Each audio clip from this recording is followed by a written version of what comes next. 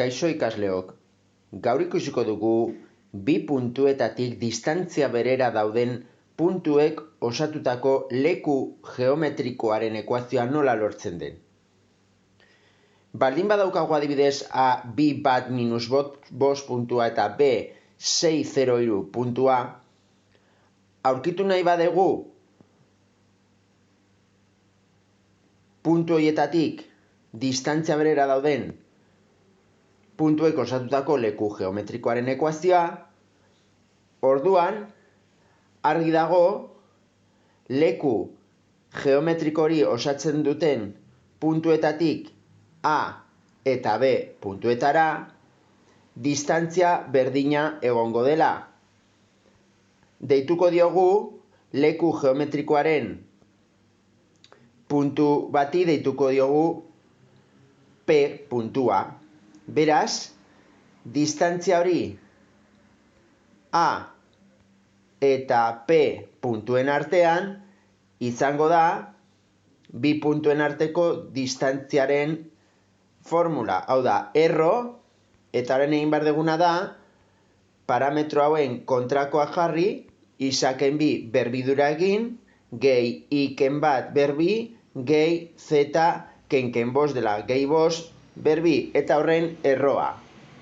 Gauza bera egingo dugu P eta B puntuen arteko distantzia kalkulatzeko. Hau da, egingo duguna izango da hauen kontrakoak jarriz eta berbidurak egin, eta gero erroa. Beraz, erro isa ken 6 berbi, gehi i ken 0 berbi, gehi zeta ken 3 berbi, eta horren erroa. Ikus dezakezute isa, i eta zeta, esan nahi du P puntuaren parametroak izango direla. Hau da, leku geometrikoaren edozein puntu adieraziko dutenak. Beraz, esan dugu distantzia P-tik ara izango da distantzia P-tik beraren berdina. Beraz, bi erro hauek berdindu egingo ditugu, etaren bakarrik egin behar duguna da garatu erro hau.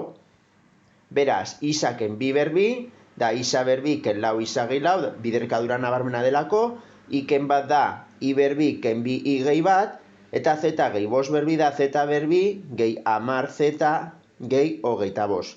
Berdin, isaken 6 berbi da isa berbi ken 12 isa gehi hogeita 16, gehi i berbi gehi zeta berbi ken 6 zeta gehi bederatzi. Beraz, orain, erro hau da berdin erro hau. Beraz, erroak kendu dezakegu, erro guztiak kenduko dugu, bi aldetan, eta konturatzen gara hemen anulatu dezakegu bai isa berbi, alde batetik isa berbi anulatu daiteke, i berbi anulatu daiteke ere bai, eta zeta berbi ere anulatu daiteke.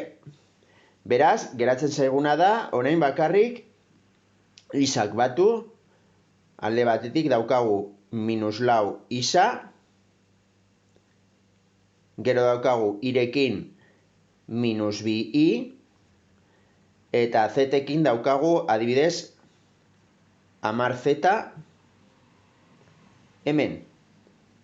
Eta baita ere, gehi, kasu honetan lau, gehi bat, gehi hogeita bost da hogeita mar, gehi hogeita mar.